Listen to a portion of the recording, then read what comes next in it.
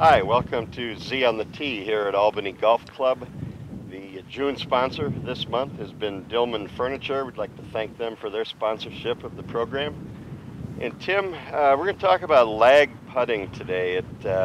It's one of those things that kind of seems benign. You've got a putt of 20 or 30 feet and you just go up and hit it, and then you go chase it and hit it again. But to be a good lag putter can really help your game because it'll help you eliminate those three putts that drive your score up. So you're facing that 30-footer, you want to get down in two. What are some of the things that we really want to focus on and think about as we make that putt? Well, the main thing when it comes to lag putting, Doug, is you have to control the speed. The speed is the only thing that matters. It doesn't matter how your alignment is if your speed's not correct. So the main thing you have to concentrate on is your speed.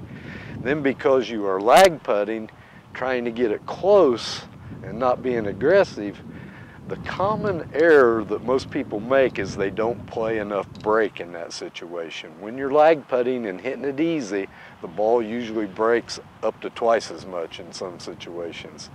Now, what you have to do in them situations is know which putts when you're lag putting, if it's downhill or side hill, them are the ones that are really the more treacherous.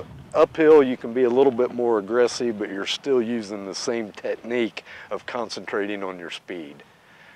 I think a lot of players are probably a little nonchalant about those long putts. They figure, well, I can't make this anyway, it doesn't really make much difference. But it does make a big difference in your score if you can get that ball close enough to the hole to make that second putt. And that's really the goal, to get it close enough so that you can make the second putt. Correct. I mean, basically, most of the time when you're lag putting, it is downhill or side hill.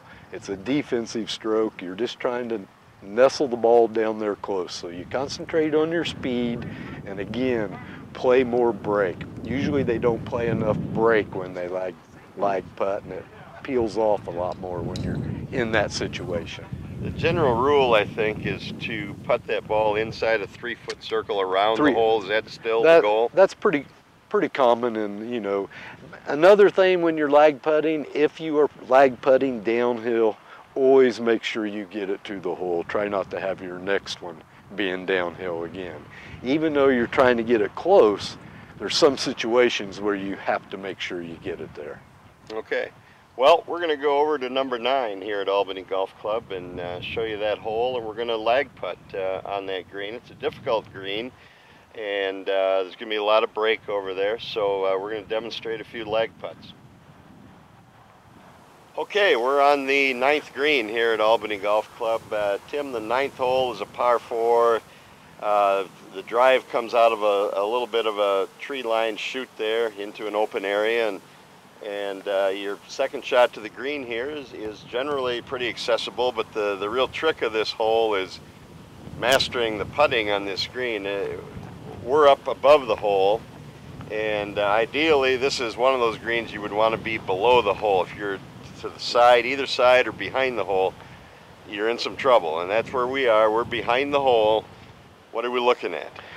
Well, this is one of the most sloped greens that we have, and has tons of speed, and we also have the wind right behind us. So we've got a downhill putt that is going to be very, very testy, that you're going to have to really watch your speed.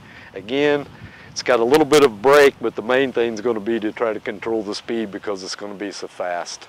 Ideally, we're going to be putting from about 20 feet here. Ideally, we would want to run the ball just a tad bit by, maybe a couple of feet, and then we'd have that uphill putt coming back. Well, what we don't want to do is leave it 3 feet short and still have a tricky downhiller to negotiate. Absolutely right there. Now, basically due to the fact of where we have the pin today, if the ball gets to the hole, it is going to roll probably 3 or 4 foot by, but still that would be better off than leaving it 2 foot short and having that tester going down the hill.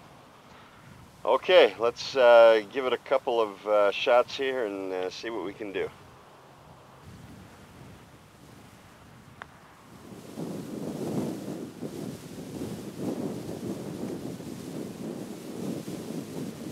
Good putt. Well, close enough where I'm not too worried about the downhill. A little harder. Yep. A little wobbly. It's going to go a lot farther by, though. Not bad at all, both of them. First one was real good.